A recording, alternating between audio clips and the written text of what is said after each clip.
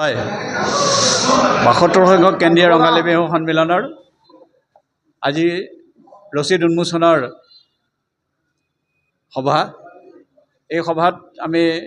অতিকৈ আনন্দিত আৰু গৌৰৱান্বিত যে ৭২ সংখ্যক ৰঙালী বিহু উদযাপন সমিতিৰ ওপৰত আস্থা আৰু বিশ্বাস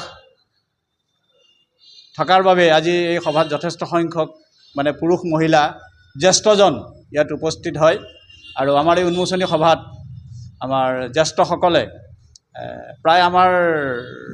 ১০০ সংখ্যক আমাৰ উপস্থিত আছে আৰু প্ৰত্যেকেই এই বিহু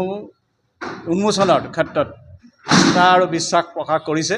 আৰু আজি আমাৰ এই সভাটো উন্মোচনী সভাতে প্ৰায় ১,১০,০০০ টকা আমাৰ সংগ্ৰহিত হ'ল আৰু আমি আমাৰ বলিষ্ঠ কাৰ্যকৰী সভাপতি আৰু ২ সম্পাদকদ্বয় কল্পজ্যোতি নাথ আৰু আমি অঞ্জন বৰুৱাৰ নেতৃত্বত আমি এবাৰ হেৰি লোৱা নাই, আমি যে চিঠিসমূহ বিতৰণ কৰিম প্ৰত্যেকৰ ঘৰে ঘৰে গৈ আমাৰ সভাপতি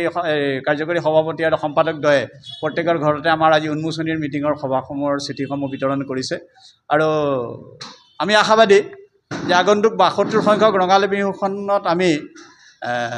ৰাইজৰ পূৰ্ণ আস্থা আৰু বিশ্বাস সহযোগিতা আমি পাম আৰু সুন্দৰভাৱে আমি এই বিহুখন যাতে পৰিচালনা কৰি লৈ যাব পাৰোঁ আৰু এখন শোণিতপুৰ জিলাৰ ভিতৰতে এখন আটক ধুনীয়া ঢেকীয়াজুলিৰ এই ৰঙালী বিহুখন সহযোগিতা পাম বুলি আশাবাদী।